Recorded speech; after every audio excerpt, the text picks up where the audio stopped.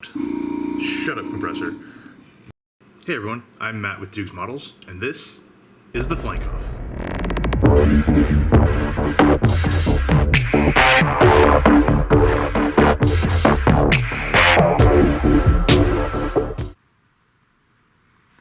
Okay, after that thoroughly motivation-sapping session with the Kitty Hawk Su-35, I'm actually looking forward to putting some of the little bullshit onto the Great Wall kit because it is generally proven to be much superior in that regard. So let's see where we start out. So we're going to start out with the Drogue Chute Cap on the back of the boom. Now the Kitty Hawk kit had the cap itself in half. This one is not. And then instead of having it molded or engineered in such a way that would be positioned open, which is fucking stupid, this one is positioned closed. How about that? So C91 and I4. Okay, so right here we've got C91, which I know it's tough to see around the fingers and everything, but it's definitely got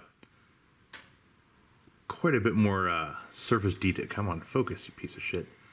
It's got a lot more surface detail going on than you could say for the Kitty Hawk kit. Got a little bit of a mold seam along the side here, which we're going to clean up. And then this is I4, which is the hinge, and it has the little actuator strut right there in the middle. So good on them for getting this right. Come in here and clean up these edges briefly. Okay, so how does this come together? Well, you've got C91 right here. We've gone ahead and cleaned up the seams on the side. We got I4.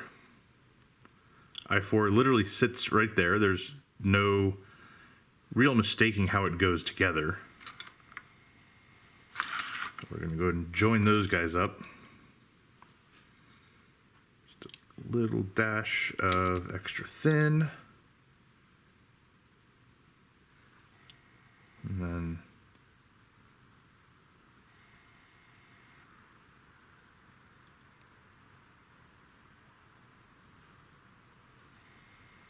nice and happy, just like that. Go ahead and hit the sides here just a little bit.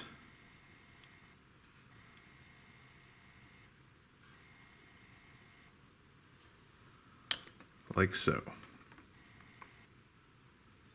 Now while we wait for this to set, so I can glue it onto here, I'm going to go ahead and take care of these little 2 scoops that go right here and right here, which are both C92 on the Great Wall kit.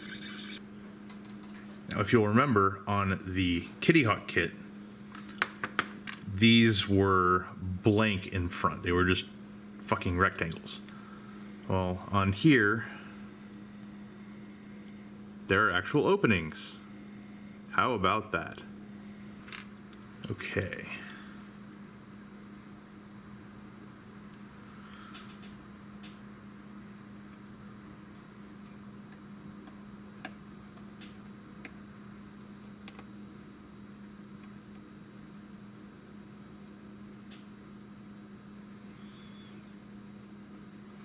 They seem to sit a little bit tall, so I'm going to go ahead and try to sand the bottom of them down just a hair.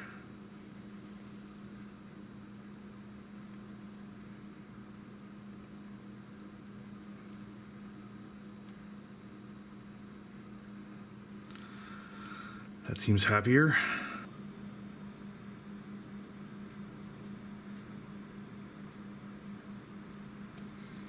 All right.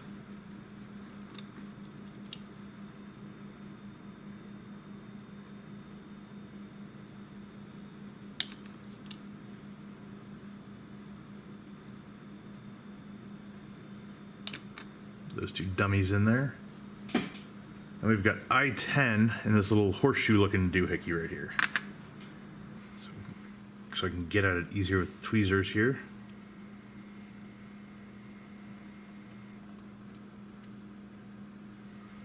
Just like so.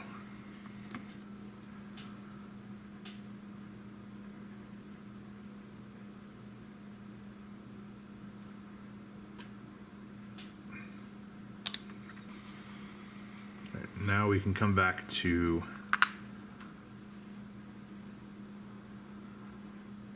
the boom cap.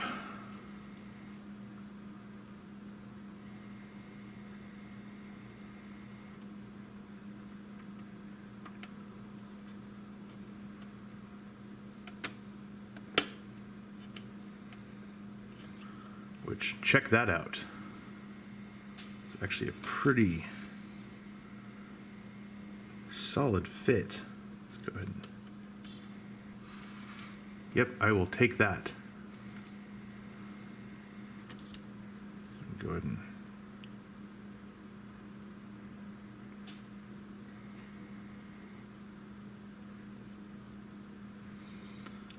give that a little kiss of the Tamiya Extra Thin. Next, we've got some photo etch in here, but I'm going to come back to that. We're going to go ahead and jump up to I-35 and I-36 here on the spine. Here's I-35, which goes on this back hole.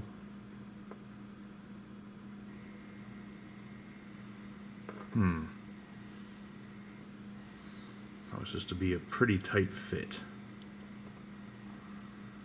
So we're gonna need a little tiny bit of sanding on the back end here because there's a mold seam-like object going on right now. Yikes. These are their moonshot. Okay. So I was hoping this would be a bit of a tighter fit, but it seems to be kind of bouncy. So, well, it seems to fit nicely. It's not seating as well as I would like. So we will let Tamiya Extra Thin do the seating for us.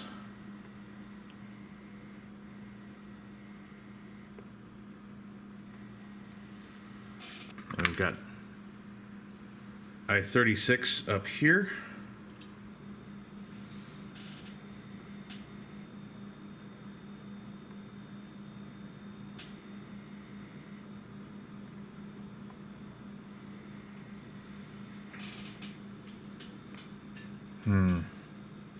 Looks a little bit proud, so I'm going to sand that down more. Okie doke.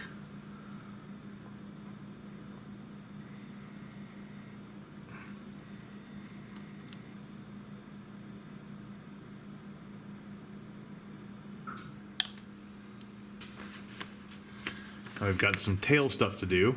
These little I3 and I6 and I8 pieces. So let's go ahead and take care of those.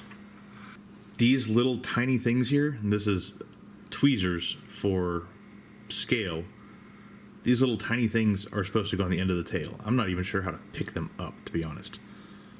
Much less sand them or anything like that. But they are supposed to go onto these little ends right here.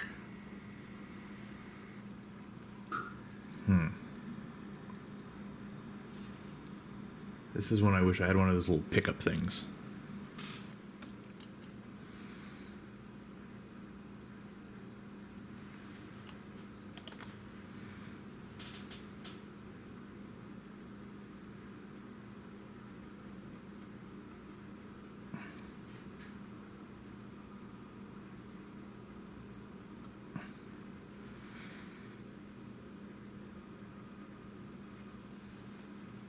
On this side, we've got an E6 that gets to go in here too. What the fuck is E? Okay, so the E that goes onto the end of this one here is a clear part. So we'll be replicating that with something else later. So let's go ahead and move on to those little eye pieces.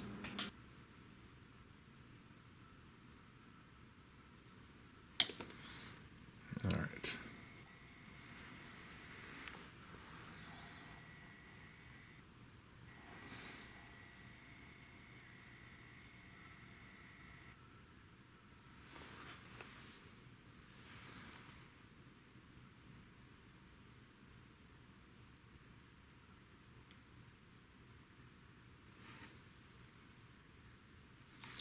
Sweet.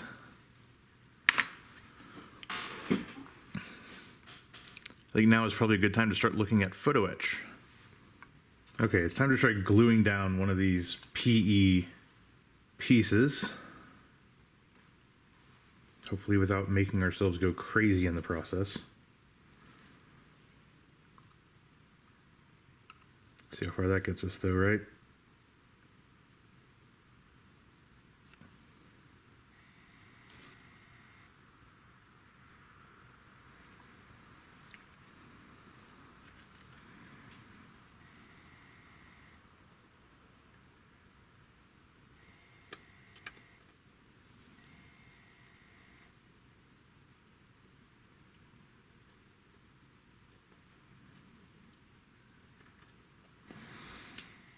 God damn it.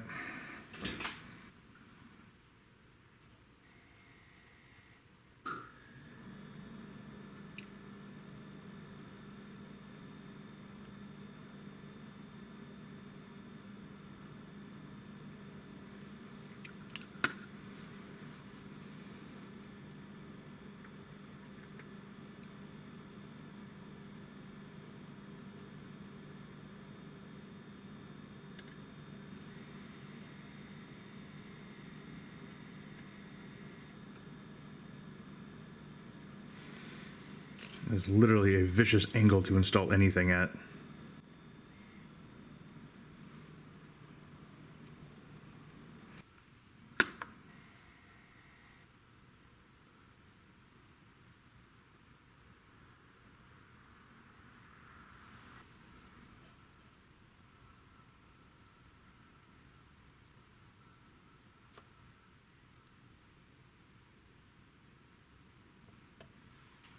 All right, so we've got those two on there. Once they set up a little bit, I'll put some sand and gravel glue in the edges just to extra fix them down. And it's worth noting up here, we've got the covers for the flare dispensers that need to go down, but they're supposed to be painted a different color. And I am damn tempted just to leave those on the fret until the time comes and just paint those and glue them on that way. So that leads us out to the wings. Now, a cool thing that Great Wall does for the slime light, position light things on the wings here is it provides a little photo etch template that helps you figure out where shit needs to be placed. So we just happen to have that.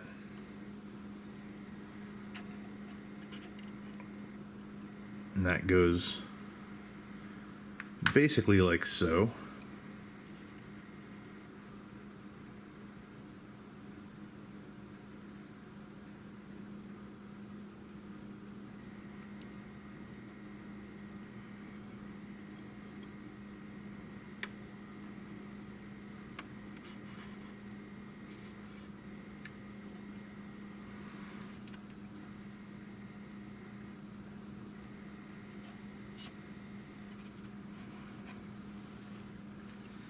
Okay, so now that we've got that sucker locked down, it's time to grab one of these little bits. Then in terms of placing this, all that we need to do is come in here,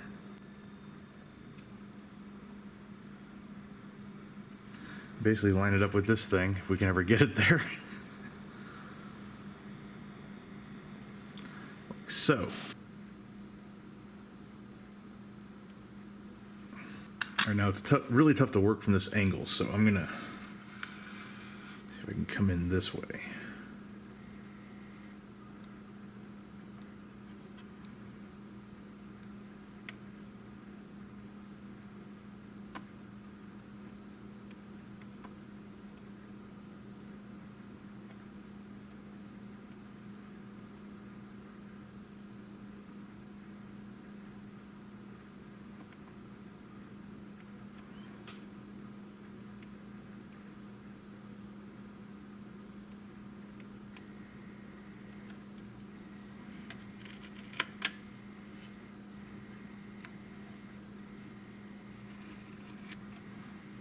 And that is just on there like that. Voila. Okay, so in the photo etch adventures with the Great Wall kit, I've come across something that seems a bit unnecessary. So if you'll look right here, And back here, you've got the same slime positioning light, whatever the Russians call them, things on the tails. Same ones exist on the other side. I'm not going to flip it around because I hope that you all have the imagination to fill in what they look like. Anyway, if you look at the instructions, let's see if I can get them in here without moving shit around. The instructions would have you put photo etch on top of them. Now, the photo etch position light things are very nice. They look pretty, but those are already there. And it just seems kind of redundant to put the same detail on top of the detail that already exists.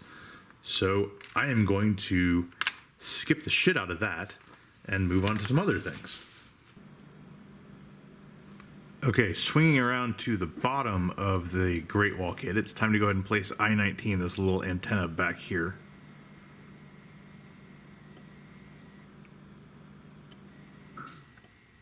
Nice and snug. A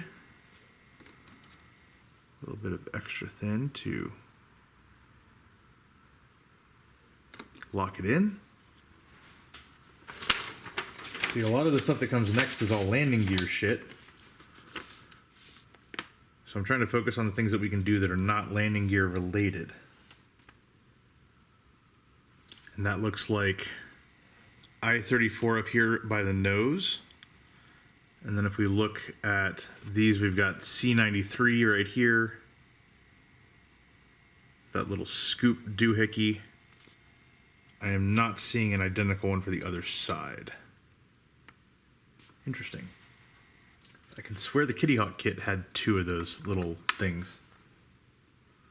One thing that's hitting me with all these little fucking antennas with their thick bases like this is that they all seem to be kind of out of sorts. A little bit womper-jawed one way versus another way. But these thick bases also mean that these things install rather well, but it looks like there's something interfering with this one.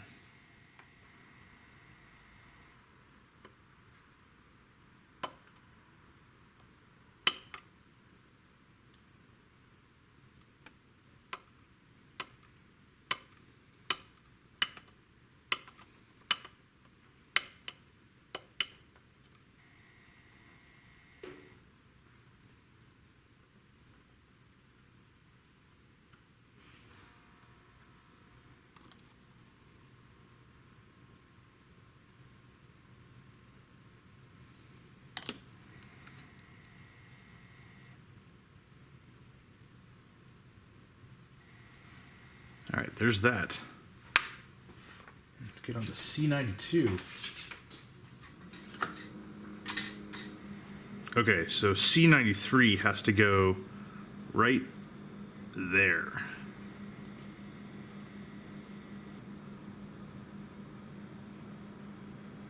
But there we go. Okay, so I think I've got to move on to another instruction sheet thing now because Great Wall's instruction sheet is all split up into random different pieces. So let's get on to step 14 and see what else we've got in front of us from an instruction standpoint. Basically looking at it here, it's all the shit up by the nose. Which should be interesting. So we've got these I-23 pieces that look tiny. All right, so for the moment, I'm deciding to call it on the little bullshit and start moving into getting the engine humps all metaled up, which is going to be a whole lot of fun. And from there, I'm going to move on to cleaning up where cleanup needs to happen on other parts of the fuselage, masking that shit off back there, and dealing with the windscreen and the HUD and things like that so I can mask that and begin painting. Somewhere along the way I'll figure out time to do all the pylons and weapons and all that good stuff as well, but I'm ready to start moving into the part where we get to start throwing chemicals at the plastic. Now in terms of the little bullshit, the Great Wall kit definitely stands out compared to the Kitty Hawk kit. The Great Wall kit the parts all fit, which is nice. Some of them are a bit interesting to install, but everything fits nicely once you get it into place. The Kitty Hawk kit, on the other hand, has several places where shit just doesn't fit or where it's not designed properly, like the forward antennas up here, which I'm leaving off of the Great Wall because I think I can just literally stick them on with some gator's grip at the end of the build once they're all nice and shiny and painted. Now the Kitty Hawk kit, one of the sides had a big square indentation that was just massive. The other side didn't. The parts didn't have the square base plate. You know, all kinds of little foibles and fuck-ups like that. The gear bays missing their notches for the gear doors. Just, you know, over and over again, little sloppy engineering misses that did a great job of sucking my motivation away from the Kitty Hawk kit. To the point where I am still planning to see it through, but it is going to be probably more half-assed than I was intending it to be. Shut up, compressor. And it'll probably be used more as a stalking horse for the Great Wall kit than anything else, just to play around with things like what I want to do with the engine humps or what I want to do with the way that I handle the nose, whatnot. So it'll probably get to run out there first and run into any problems that I can then course correct on before I come into the Great Wall kit. So with that, let's go ahead and buff up the engine humps for all the metallizing.